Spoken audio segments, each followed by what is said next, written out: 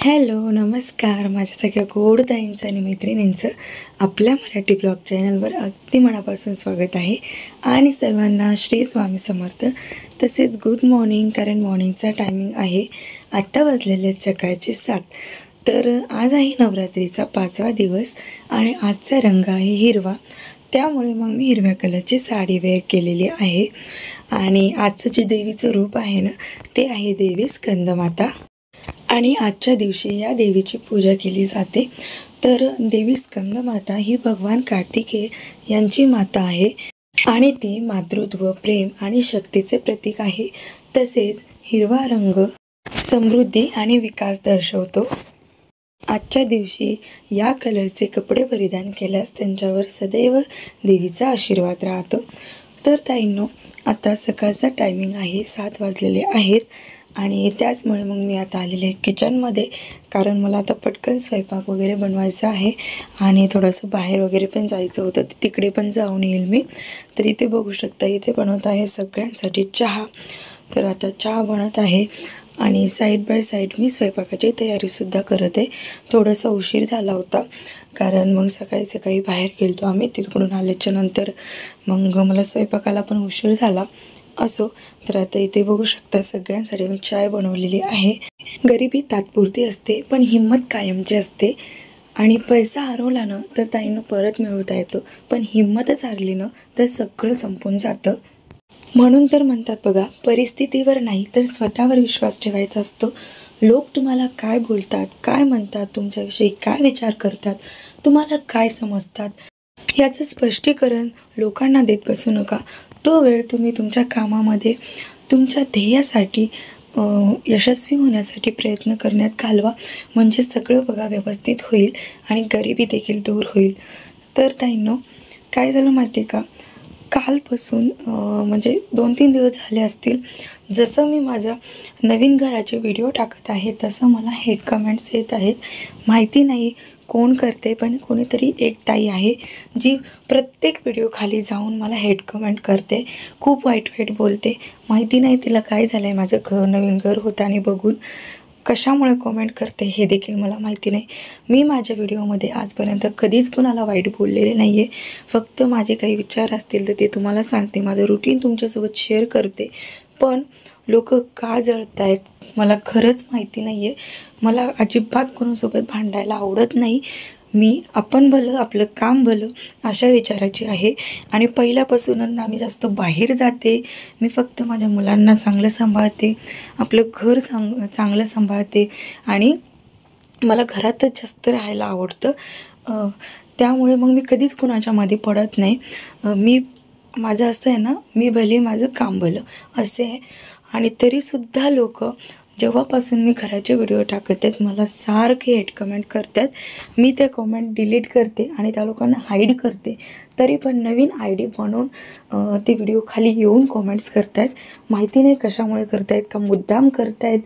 कुणी समोर जाते म्हणून नेहमी त्याचं पाय खेचत राहणं, त्याला वाईट कमेंट करणं, त्याला डिमोटिवेट करणं, हे खरंच खूप चुकीचं आहे. जर तुमच्याच्यानं काही होत नसेल तर तुम्ही लोकांना तरी कमीत कमी असं वाईट बोलू नका. आपलं काम करा ना, स्वतः पण तेवढं काम करा, स्वतः पण पुढे जा. कशाला उगीच लोकांचे पाय खेचतात. हे सगळं करून त्या बाईला काय भेटतं मला खरंच नाही माहिती आहे.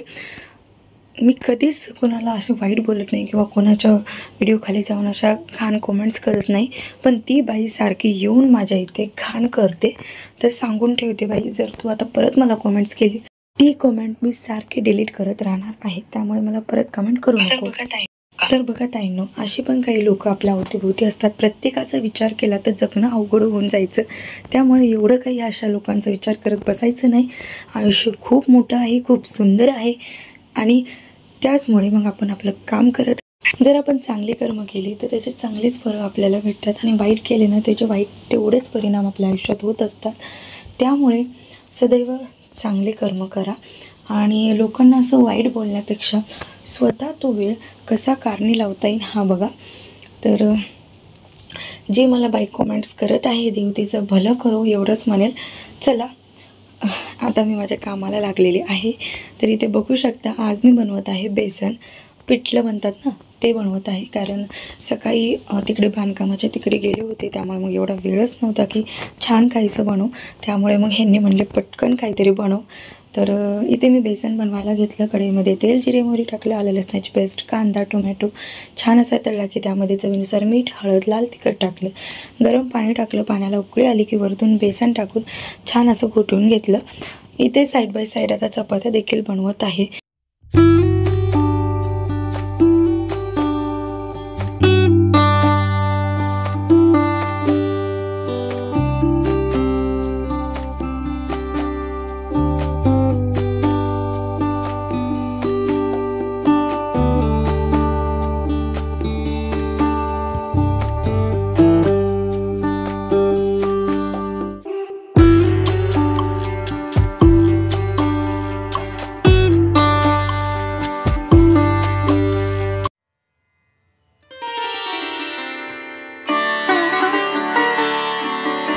तर आता ह्यांनी कामाला गेले. बाळाला मी झोपी घातलं. त्यानंतर छान अशी देवपूजा करून घेतली आणि आता आलेली आहे किचनमध्ये. तर तुम्ही ते बघू शकता, स्वयंपाक केल्याच्या नंतर ना किचनमध्ये भरपूर असा पसारा पडलेला आहे. तर आता एक एक करून हे सर्व आवरून घेते सुरुवातीला. तर जे काही खरकटे भांडे वगैरे असतात ना, ते सगळे सिंकमध्ये टाकले आणि जे काही स्वयंपाक वगैरे म्हणजे उरलेलं आहे ना, ते सगळं दुसऱ्या भांड्यांमध्ये काढून घेतला. त्यानंतर मग भांडे घासायला सुरुवात केली. तर इथे बघू शकता, सकाळी जेव्हा स्वयंपाक होतं ना, तेव्हा किचनमध्ये किती पसारा पडतो बघू शकता ताईंनो. आणि लगेच आवरायला भेटत नाही, कारण आधी देवपूजा वगैरे करते, त्यानंतर मग किचनच्या कामाला लागते. तसेच बाळाला जेव वगैरे घातलं, झोपी घातलं आणि मग आले किचनमध्ये. तर ही जी भांडी आहेत ना, तर ही सगळी रात्रीची भांडी आहेत. सकाळी लावायला टाईम नव्हता, त्यामुळे मग आत्ता सर्व एक एक करून लावून घेते आणि त्यानंतर मग दुसरी भांडी घासायला घेते. तर जेव्हा पण मी भांडी ट्रॉल्यामध्ये वगैरे लावते ना, त्यावेळेस पुसून लावत असते. तरी ते बघू शकता, अशा पद्धतीने आता सर्व भांडे मी पुसून ट्रॉलीमध्ये लावून घेते.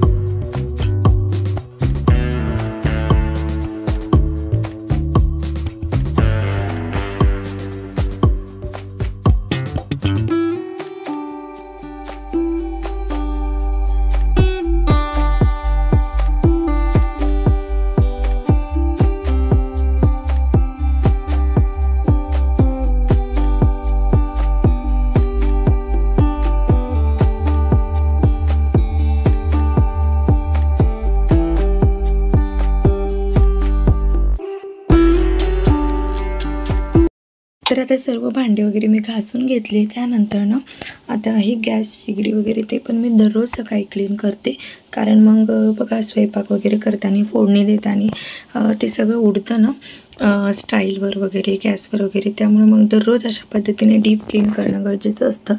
त्यामुळे मग अशा पद्धतीने क्लीन करून घेते. तर सुरुवातीला ना जी भांडी घासायची घासणी आहे ना, त्यानंच व्यवस्थित गॅस पूर्ण घासून घेतलेला आहे अशा पद्धतीने. त्यानंतर स्वच्छ पाण्याने वगैरे धुवून घेणार आहे. तर आज काय झालं माहिती आहे का, ज्या गॅसच्या ज्या कड्या आहेत ना ते मी काढायचंच विसरून गेले, त्यामुळे त्या ओल्या झाल्या आणि नंतर जेव्हा मी गॅस चालू करत होते त्यामुळं त्या लवकर लागत नव्हत्या. म्हणून जेव्हा पण तुम्ही गॅस क्लीन करत आहात ना त्यावेळेस आधी त्या गॅसच्या कड्या काढून ठेवत जा. मी आज विसरून गेले, नाही तर नेहमी मी पण काढून ठेवते. असो, तर इथे बघू शकता अशा पद्धतीने मग गॅस वगैरे मी क्लीन करून घेतला. त्यानंतर किचनमधल्या ज्या खालच्या साईडच्या ज्या स्टाईल आहेत ना त्या पण मी खालच्या सगळं पुसून घेत असते. खाली खिडकीपाशी पण तेलकट वगैरे डाग वगैरे उडतात ना, आणि दररोज जर ते नाही क्लीन केले तर मग ते खूप जिद्दी होतात. त्यामुळे मग रोज तिथे कपडा मारून वगैरे घेत असते. तर इथे बघू शकता दुसऱ्या काउंटर टॉप वगैरे सगळं क्लीन केला, तिथे भांडे सर्व ठेवली. त्यानंतर इथे सिंक वगैरे घासून घेत आहे. तर बघा, जेव्हा पण मी भांडे वगैरे घासते ना त्यावेळेस मी दररोज भांडे झाल्याच्या नंतर सिंक घासून घेते. त्यानंतर ही नळ वगैरे सगळं मी व्यवस्थित क्लीन करून घेते. तर अशा पद्धतीने दररोज सकाळची मी किचन क्लिनिंग वगैरे करत असते.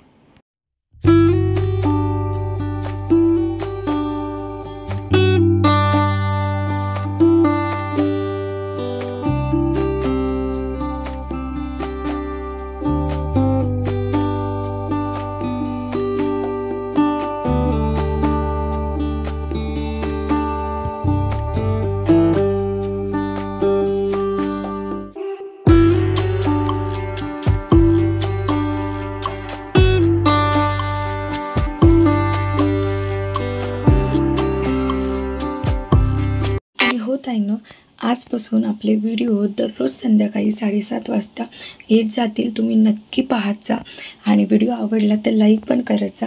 तर नुसतं लाईक करून काहीच फायदा होत नाही, ते जे बेल आयकॉन आहे ना ते प्रेस करा, त्यामधलं ऑल ऑप्शन सिलेक्ट करा, ज्यामुळे माझं नवीन व्हिडिओचं नोटिफिकेशन तुम्हाला मिळत जाईल आणि तुम्ही ते लगेच पाहू शकाल.